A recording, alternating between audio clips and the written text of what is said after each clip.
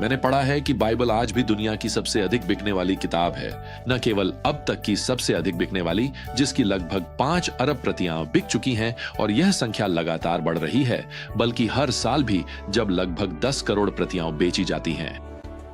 मेरे लिए त्रासदी यह है कि यह शायद अब तक की सबसे अधिक अनदेखी की जाने वाली किताबों में से एक है।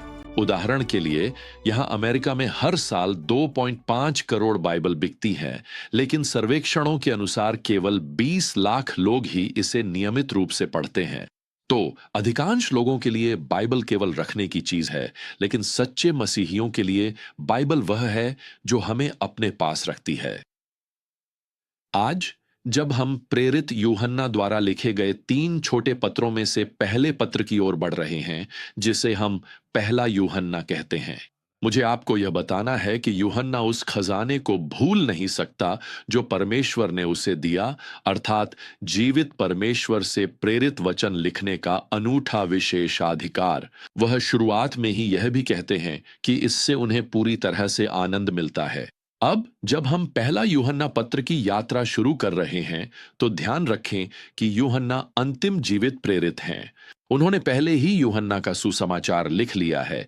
वह थोड़े समय बाद प्रकाशित वाक्य की पुस्तक भी लिखेंगे, लेकिन उन्होंने ये 3 पत्र भी लिखे हैं और वे यीशु के व्यक्तित्व और सेवकाई के प्रत्यक्षदर्शी गवाह भी हैं। पहली सदी के अंत के करीब एक प्रत्यक्षदर्शी विवरण की सख्त जरूरत थी।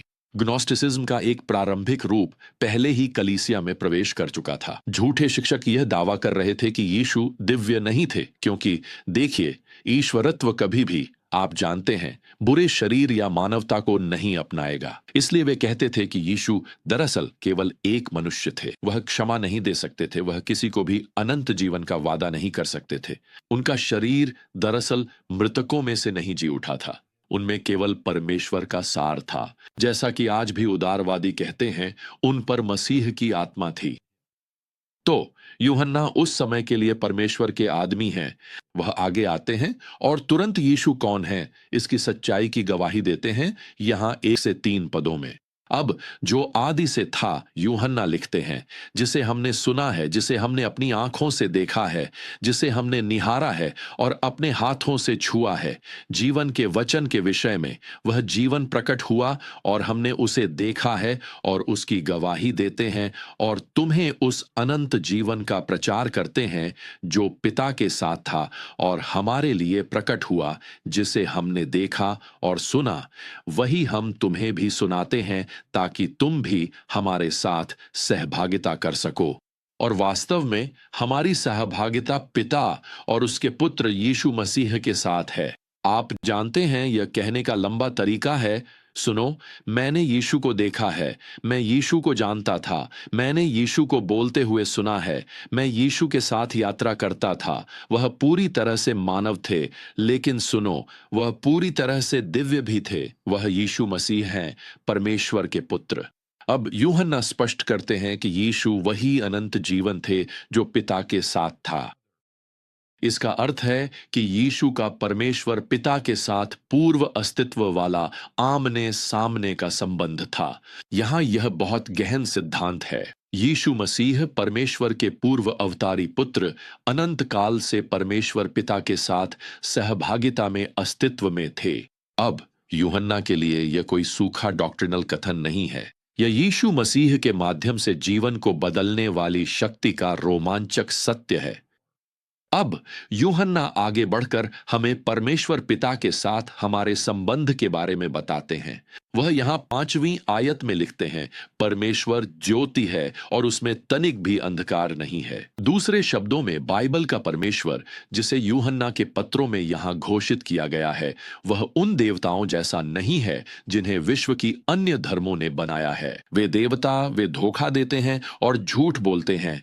वे अनैतिक हैं और मानव जाति के प्रति द्वेषपूर्ण हैं।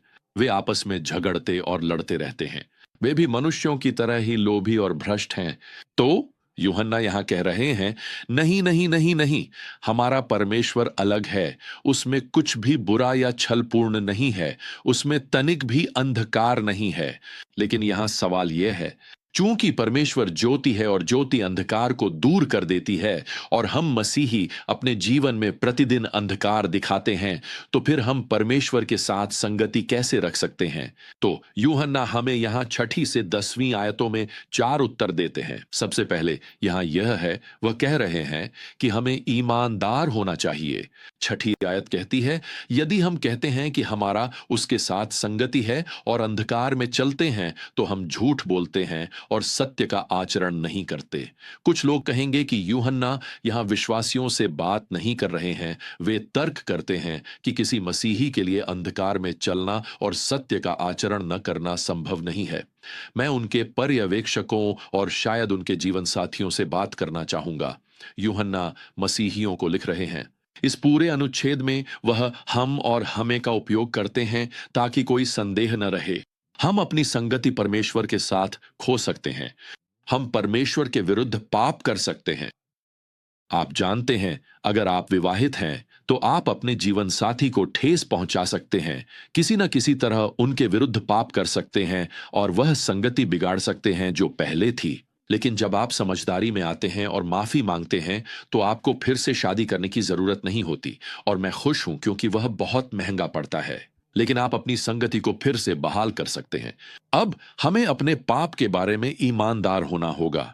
यूहन्ना यहां 8वीं आयत में जोड़ते हैं, यदि हम कहते हैं कि हमारे पास पाप नहीं है, तो हम स्वयं को धोखा देते हैं और सत्य हम में नहीं है। 10वीं आयत में, यदि हम कहते हैं कि हमने पाप नहीं किया, तो हम उसे अर्थात परमेश्वर को झूठा ठहराते हैं और उसका वचन हम में नहीं है। अब यह कहने का एक और तरीका है कि आप इस जीवन में कभी भी पूर्णता तक नहीं पहुंचेंगे, इसलिए अपने घमंड से उतरिए और ईमानदार बनिए। अपने बारे में सच्चाई स्वीकार कीजिए। हम सब पाप करते हैं और परमेश्वर का प्रकाश और उसका वचन हमारे भीतर के उस अंधकारमय पाप को उजागर करता है।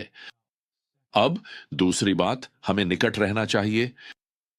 यदि हम परमेश्वर के साथ संगति की इच्छा रखते हैं, तो हमें हर दिन जानबूझकर सचेत रूप से यह निश्चय करना चाहिए कि हम उसके वचन के अनुसार वैसे ही जीवन जिए जैसे वह हमें बताता है।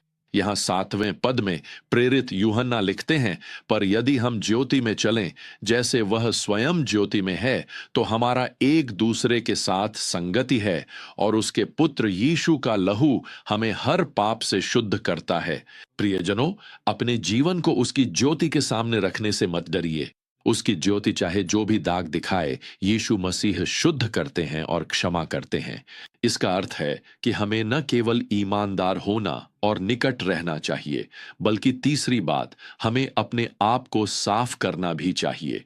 यहां यूहन्ना 9वें पद में लिखते हैं, यदि हम अपने पापों को मान लें, तो वह विश्वास योग्य और धर्मी है कि हमारे पापों को क्षमा करे और हमें सब अधर्म से शुद्ध करे। यहां जिस शब्द का अनुवाद स्वीकार करना किया गया है, उसका अर्थ है वही बात कहना। देखिए, स्वीकारोक्ति का अर्थ है कि आप उसी बात को कह रहे हैं जो परमेश्वर उस पाप के बारे में कहता है जो आपने अभी अभी किया है। यानी हम वास्तव में अपने ही विरुद्ध परमेश्वर का पक्ष लेते हैं। आप जानते हैं, मेरे कार्यालय में लोग बैठे हैं और मुझे यह समझाने की कोशिश की है कि उनकी अनैतिक जीवन शैली पापपूर्ण नहीं है। कुछ अन्य लोगों ने मुझसे कहा है कि उनका पाप क्षम्य है, वे इसे रोक नहीं सकते थे। तो सुनिए, परमेश्वर पीड़ितों को क्षमा नहीं करता, वह पापियों को क्षमा करता है। वह बहानों को क्षमा नहीं करता, वह स्वीकारोक्ति को क्षमा करता है। और यहां एक अच्छी खबर है, जैसा कि यूहन्ना इस विषय को यहां अध्याय 2 पद 1 और 2 में समेटते हैं। वह लिखते हैं, मेरे प्यारे बच्चों, मैं ये बातें तुम्हें इसलिए लिख रहा हूं कि तुम पाप न करो। लेकिन यदि कोई पाप करता है, तो हमारे पास पिता के साथ एक मध्यस्थ है, यीशु मसीह, जो धर्मी है। वही हमारे पापों के लिए प्रायश्चित है, और न केवल हमारे लिए बल्कि पूरे संसार के पापों के लिए भी। तो स्पष्ट है कि यूहन्ना चाहते हैं कि हम पाप से बचें, पाप न करें। वह जानते हैं कि इस धरती पर सबसे दुखी व्यक्ति वह विश्वासी है जो पाप का पीछा कर रहा है। और इसका कारण यह है कि विश्वासी बेहतर जानता है। वह जानता है कि परमेश्वर उससे प्रसन्न नहीं है और उसने अपने स्वर्गीय पिता के साथ संगति खो दी है। तो परमेश्वर के साथ संगति बनाए रखने के लिए हमें चौथी बात यह करनी चाहिए, पाप को जल्दी स्वीकार करें। पाप से बचें, लेकिन जब भी पाप करें तो तुरंत स्वीकार करें। मेरा मानना है कि आत्मिक परिपक्वता केवल इस बात से नहीं मापी जाती कि आप कितना कम पाप करते हैं, बल्कि इस बात से मापी जाती है कि आपको स्वीकार करने में कितना समय लगता है। और जब आप स्वीकार करते हैं तो यूहन्ना यहां लिखते हैं कि आपके पास एक समर्थक है, एक दिव्य रक्षा वकील, और मैं आपको बता दूं, उसने कभी कोई मामला नहीं हारा है।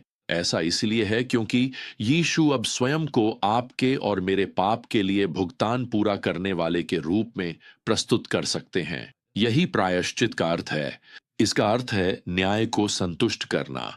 यीशु ने दिव्य न्याय की मांगों को पूरा किया, और यीशु के माध्यम से जैसे ही हम परमेश्वर के साथ चलते हैं, हमारी संगति तुरंत बहाल हो सकती है।